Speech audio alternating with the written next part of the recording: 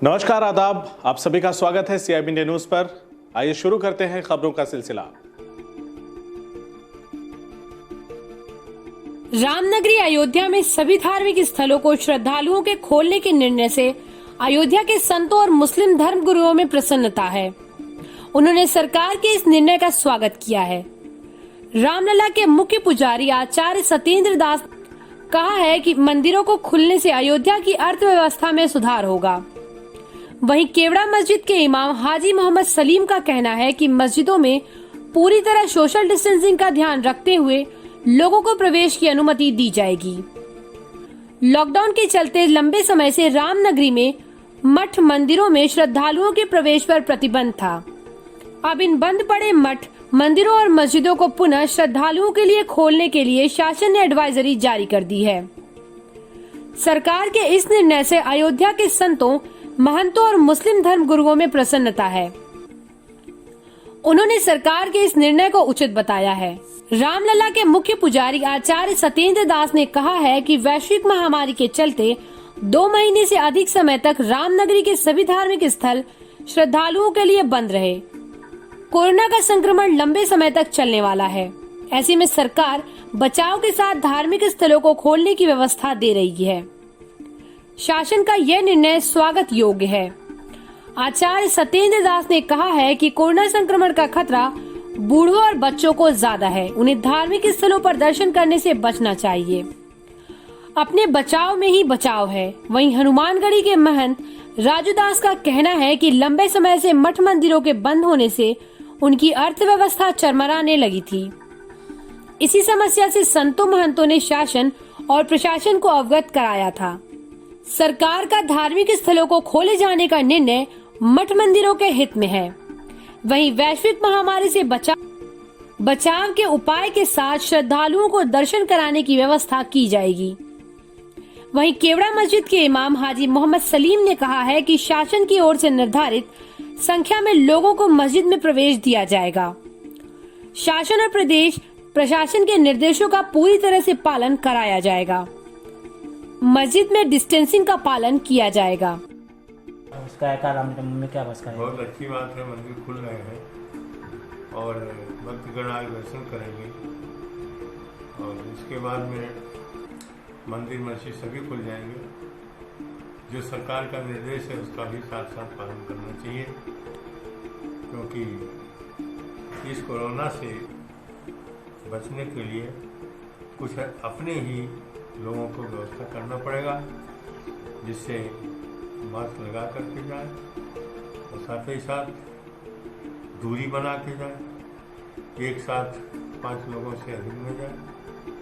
इस प्रकार की जो निर्देश है उसी प्रकार से, क्योंकि अपने बचाव से बचाव है, तो इसी नियम के अनुसार जाकर के दर्शन करें मंदिरों के और साथ ही साथ कोरोना के बचाव करते रहे। ये सरकार निर्देश है, उसका पालन करना चाहिए। क्या महाराज जी, क्या ये सही है?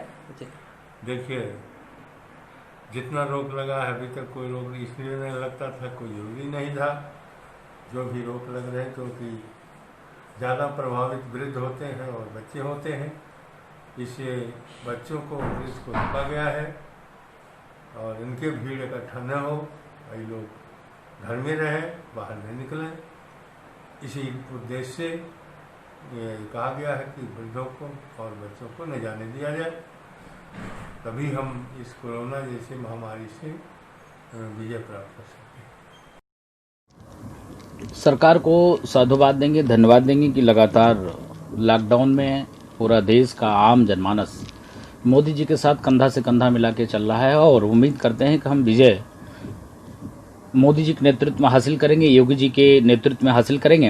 हम लोग लगातार मांग कर रहे थे कि लोकल स्तर पे दर्शन की अनुमति प्रदान करें, लेकिन साधुवाद देंगे माननीय प्रधानमंत्री जी को और अभी मैं माननीय मुख्यमंत्री जी को भी धन्यवाद दूंगा कि मुख्यमंत्री जी ने भी इस विषय को संज्ञान में लिया और निर्देशित किया प्रशासन को कि जो मठ मंदिर के जो धर्मगुरु हैं उनके साथ मीटिंग करके सुनिश्चित कराएं कि किस हिसाब से दर्शन पूजन हो, जिससे सोशल डिस्टेंस का पालन हो और किसी भी प्रकार का अव्यवस्था ना हो, भीड़ भाड़ भी ना हो और लोगों का जो आस्था है वो आस्था भी उनकी पूर्ति हो। इसके नाते हम लोगों की तैयारी है कि लोकल स्तर पे जो लोग, हम यही कहेंगे कि लोकल स्तर के ही लोग आवें दर्शन पूजन के लिए, सोशल डिस्टेंस का पालन करें और मुझको लगता है कि हर व्यक्ति 1 मीटर की दूरी बनाए, मास्क लगा के रहे, सैनिटाइज की व्यवस्था है, मंदिर परिसर की साफ सफाई की व्यवस्था है। और एक और भी आपके चैनल के माध्यम से जनता से निवेदन करेंगे कि आप लोग ज्यादा देर किसी भी मठ मंदिर में ना लगाएं,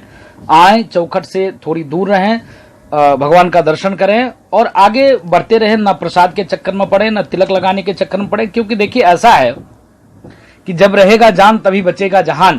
तो इसके अनुरूप जब तक आप स्वयं से, सक्रियता से, स्वेच्छा से, कोई दबाव बस मैं नहीं कह रहा हूं, स्वेच्छा से, भाई श्रद्धा हर व्यक्ति के पास है, लेकिन स्वेच्छा से आप हैं गोला बनाएंगे जो सीढ़ी चौड़ी है हमारी और 5 लोग की ही एंट्री हो पाएगी। हम लोगों ने इस चीज को पहले से ही तय किया था और मंदिर परिसर में 5 लोग ही, भाई थोड़ी थोड़ी दूर पे लोग खड़े रहेंगे। अंदर जहां गर्भगृह है वहां 5 लोग ही एंट्री कर पाएंगे और जहां प्रसाद चढ़ेगा वो 3 ही लोग एंट्री कर पाएंगे। सरकार ने तो 5 का है, लेकिन मेरी व्यवस्था 3 की है। 3 ही लोग आएंगे और दर्शन करेंगे, आगे बढ़ जाएंगे और दूसरे रास्ते से निकल जाएंगे, तब दूसरे लोग आएंगे। पहली बात। दूसरी बात कि सैनिटाइज की व्यवस्था है और तीसरी बात, जो व्यक्ति मास्क नहीं लगा रहेगा उसको अंदर एंट्री नहीं देंगे।